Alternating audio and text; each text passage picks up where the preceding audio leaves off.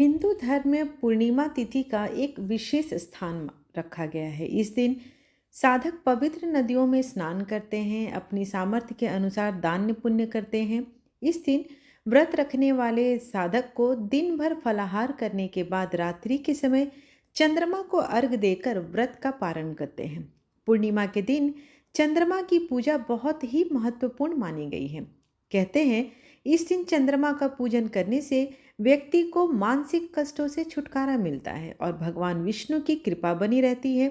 जो लोग भी पूर्णिमा का व्रत रखते हैं उन्हें इस दिन भगवान सत्यनारायण की कथा अवश्य सुननी चाहिए। अगर पढ़ सकते हैं तो पढ़नी चाहिए, तभी यह व्रत पूर्ण रूप से फलदायी माना जाता है। तो आइए आज की कथा को हम श्रवण करते हैं। एक नगर थी जिसका नाम काशीपुर था। वहाँ एक गरीब बूढ़ा ब्राह्मण भिक्षा मांग रहा था।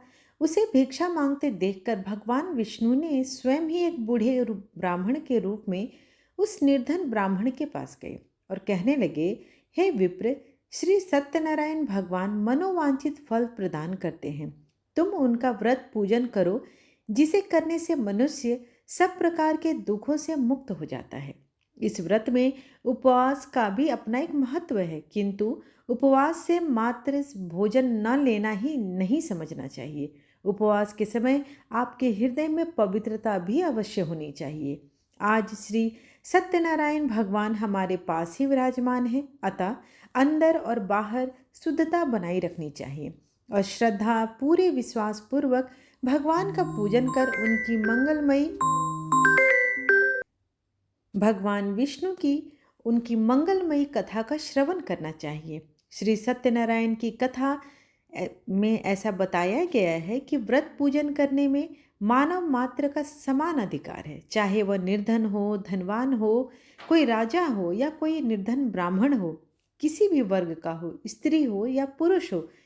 यही स्पष्ट करने के लिए इस कथा में एक निर्धन ब्राह्मण, एक गरीब लकड़हारा तथा राजा उल्कामुख, धनवान व्यवसायी और साधु और वैश्य और उसकी पत्नी लीलावती, पुत्री कलावती, राजा तुंगध्वज एवं गोप गणों की कथा का समावेश किया गया है।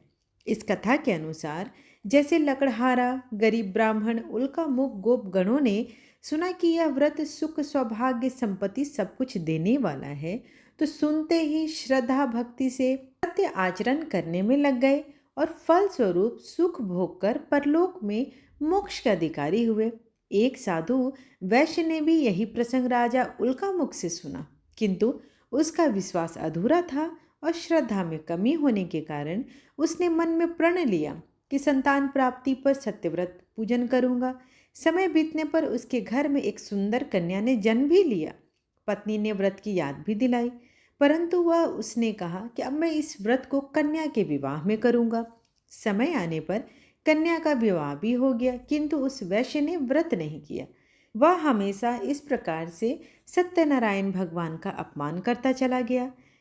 एक दिन की बात है कि वह अपने दामाद को लेकर व्यापार के लिए चला गया। वहां उसे चोरी के आरोप में राजा चंद्रकेतु द्वारा दामाद सहित कारागार में डाल दिया गया।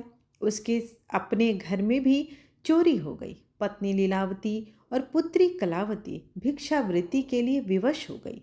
एक दिन कलावती ने किसी के घर में श्री सत्यनारायण का पूजन होते देखा और घर में आकर माँ को प्रसाद दिया। तब माँ ने अगले दिन श्रद्धा से व्रत पूजन कर भगवान से पति और दामाद के शीघ्र वापस आने का वरदान मांगा। श्री हरि प्रसन्न हो गए और स्वप्न में राजा को कह दिया कि वह दोनों बंदियों को छोड़ दें, क्योंकि वो दोनों निर्दोष हैं। राजा ने अगली सुबह उनका धन्य धान्य तथा प्रचुर मात्रा में द्रव्य देकर उन्हें विदा कर दिया। घर आकर पूर्णिमा और संक्रांति को सत्य व्रत का जीवन भर आयोजन करता रहा। परिणाम स्वरूप उसे सांसारिक सुख भोग कर मोक्ष की प्राप्ति हुई। इसी प्रकार राजा तुंगध्वज ने वन में गोप गणों को श्री सत्यनारायण भगवान का पूजन करते देखा, किंतु अपने अभिमान की वजह से राजा न तो पूजा स्थल पर गया, न दूर से ही प्रणाम किया, और तो और गोप गणों ने उन्हें प्रसाद दिया तो उस प्रसाद को भी ग्रहण नहीं किया। परिणाम यह हुआ कि राजा के पुत्र, धन धान्य, अश्व गजादि सब नष्ट हो गए। राजा को फिर यह आभास हुआ कि विपत्ति का कारण सत्यदेव भगवान का निरादर है।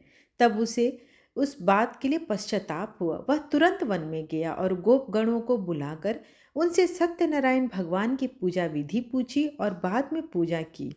फिर उसने उनसे ही प्रसाद ग्रहण किया तथा घर आया। उसने देखा कि विपत्ति टल गई और उसकी सारी संपत्ति तथा जन सुरक्षित हो गए। राजा प्रसन्नता से भर गया और अपना सर्वस्व भगवान को समर्पित कर दिया।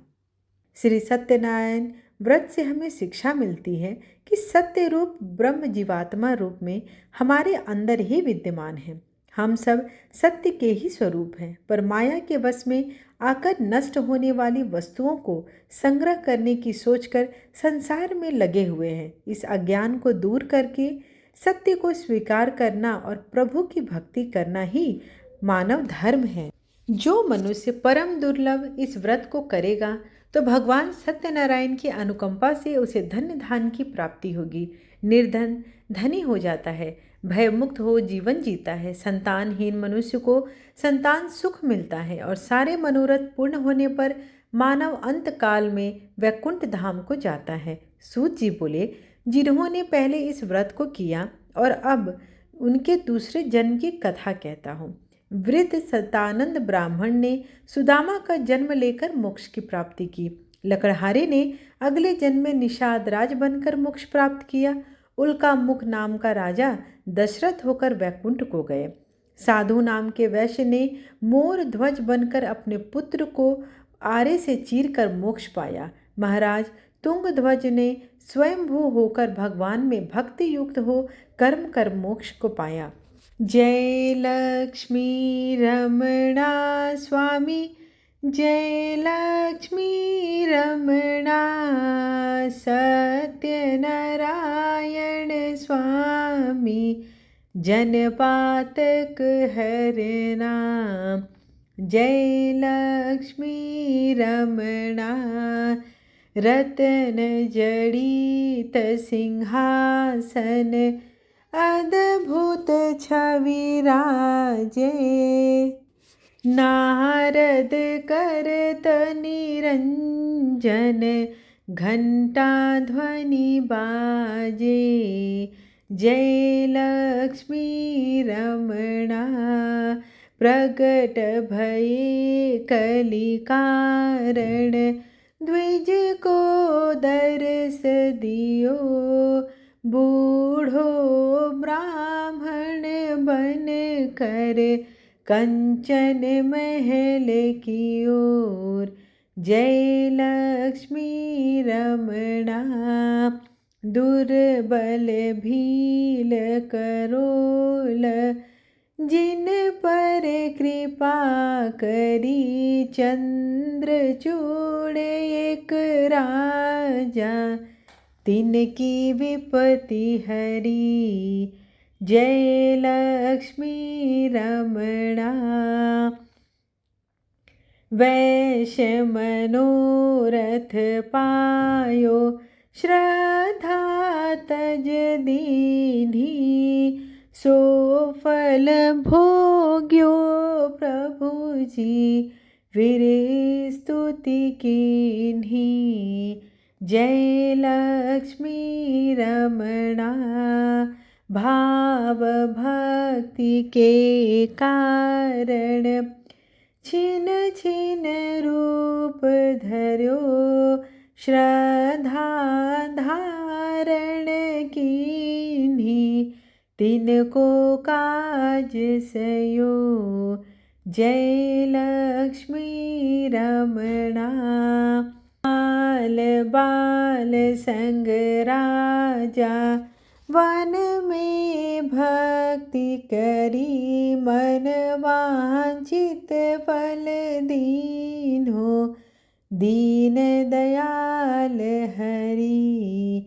जय लक्ष्मी रमणा चढ़त प्रसाद सवायो, कदली फल मेवा। धूप दीप तुलसी से, राजी सत देवा। जय लक्ष्मी रमणा। सत्यनारायण जी की आरती जो कोई नर गावे, सुख संपत्ति घर आवे, पार उतर जाए। जय लक्ष्मी रमणा।